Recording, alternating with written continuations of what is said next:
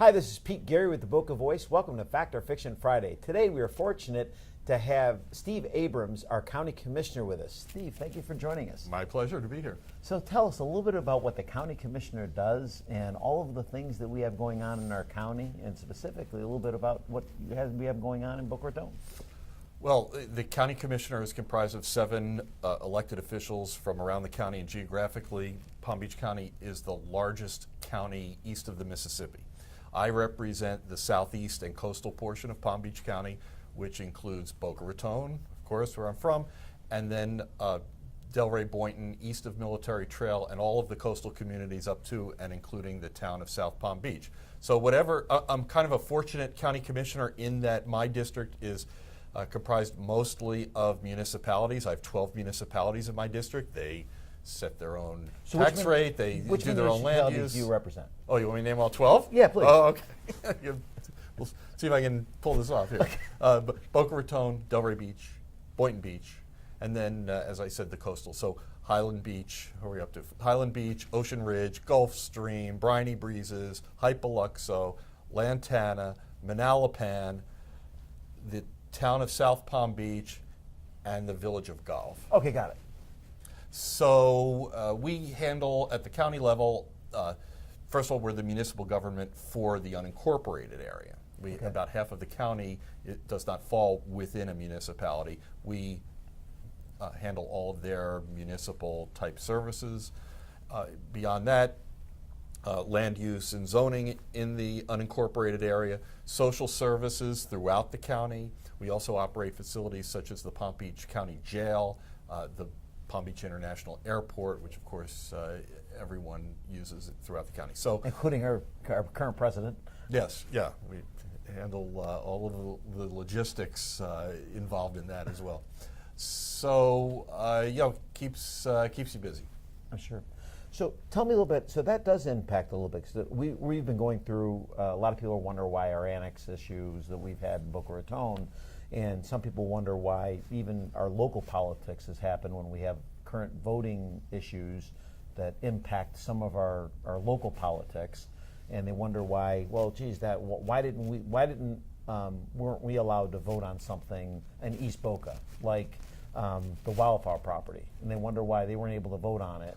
Because they were out west. Correct. Versus you handle all of the services, like the county fire department, the Palm Beach County Fire Department handles out west, or the sheriff department handles out west, versus the Boca Raton Police Department. Correct. So those are things that fall under your purview. Yes, absolutely. And we try not to double charge. So, for example, if you're a resident of the city of Boca Raton, which has its own fire rescue department, you do not pay the separate fee that people in the unincorporated area do for county fire rescue services. And that's what I think a lot of the residents don't quite get. I don't think they understand a lot of those things. Yeah, no, well, a lot of the problem, especially for newcomers to the community, is that the unincorporated area has a Boca Raton address. Right. So, when I was mayor of Boca Raton, I used to get a call at least once a month by someone from someone who would say, Mayor, Boca Raton is such a beautiful city, but I don't understand. Once you get past around Power Line Road, the landscaping isn't as good. It's not as pretty, not as nice. Are you treating us like second-class citizens out here? And I would say, well, because you are second-class citizens. You're not in the city of Boca Raton. Right. But, of course, since that time, standards have improved throughout the county. I don't think people in the unincorporated area have those same complaints, although a lot of people are often jealous of the beauty and ambience of Boca Raton. Well, ironically, we actually had a person that ran for city council this last round, Andy Thompson, who almost got attacked based upon the fact that he had a Boca Raton address, and because he moved a quarter of a mile, people didn't understand that. Right, but people should understand, of course, is that it's all one economic area. Right.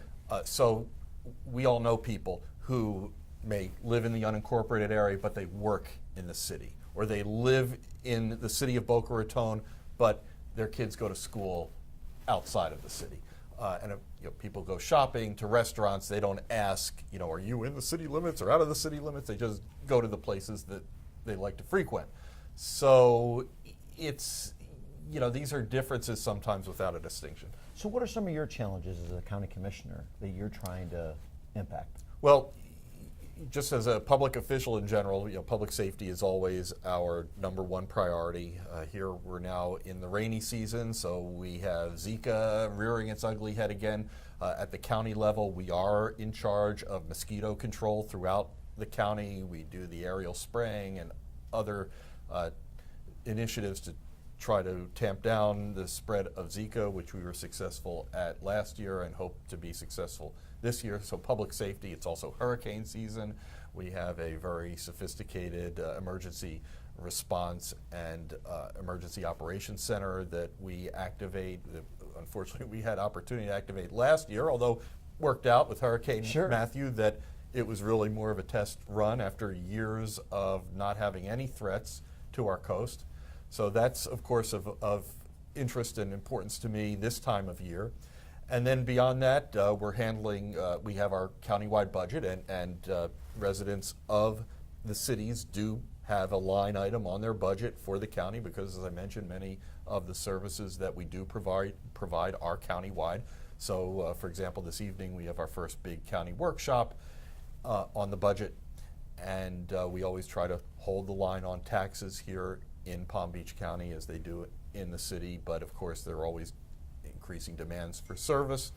And then beyond that, we have all the growth management issues that local governments have, in particular in the case of the County Commission, development in the central western portion of the county, which is really growing, and we want to see grow in an orderly fashion. The agricultural reserve is often in the newspaper for some issue or another that is going on out there. So those are the general issues that we deal with. That's great. So what else could you tell us about what we should know about as residents of Boca Raton as we impact the county that we should know about going into either the summer or anything that we should know about the county? Yeah, well, my role as a commissioner for all of these municipalities is really to assist and supplement their efforts. Sure.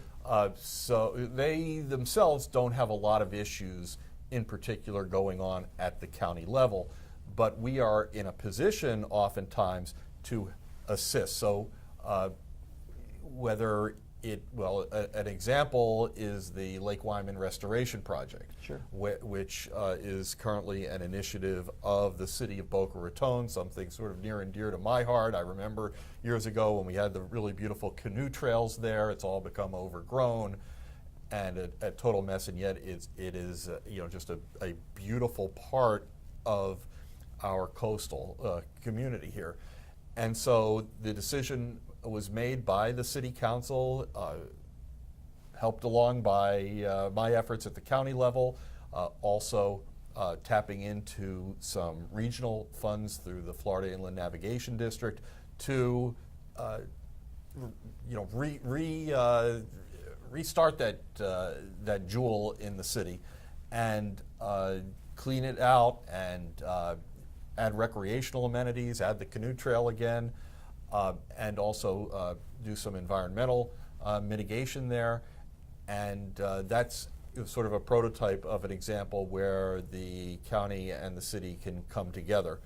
There are other examples where we assist the efforts of our municipalities, and that's really the role that I've been playing in addition to all those countywide issues sure, that I mentioned with respect to my particular municipalities. Listen, I think you've done a great job, and I know that the city loves working with you personally as well as your staff. Well, I mean, one of the advantages, especially in Boca Raton, but throughout my district, is that I spent 17 years in local government sure, at the local level. So I really, understand the challenges that they face. I also understand that I was at the local level looking up at the county and the state and the federal government and understand how they can sometimes impose their will on the cities. And so I'm very cognizant of that, try not to do that. And I also just, have known our local elected officials for so many years that I just, I'm able to have a rapport with them personally and stand ready to assist and enjoy doing so. And I kind of take pride in the fact that of my city, sometimes you'll have division on an actual city council or city commission, and yet all of the members of those bodies sometimes contact me personally, individually, Sure. for counsel and advice, and I'm able to do it on an even-handed level, even though I know this one doesn't like that one, but I stay out of those weeds, and I think that's been a key to my success in representing District 4. Well, I think you're doing a great job. And we appreciate you joining us today, and thank you for your support, and thank you for doing everything you do. Yeah, no, I see you on Facebook all the time doing your interviews, and here you've lasted a whole year, so that's something to, you should be commended for that, of course. Thank you. And you've been a great addition to the dialogue in the city of Boca Raton. Well, I appreciate it. Thank you for joining us on Fact or Fiction Friday. We look forward to seeing you next week, and don't forget to follow us online and on Facebook. We look forward to seeing you. And Steve, thank you for joining us. My We pleasure. appreciate it. Thank you.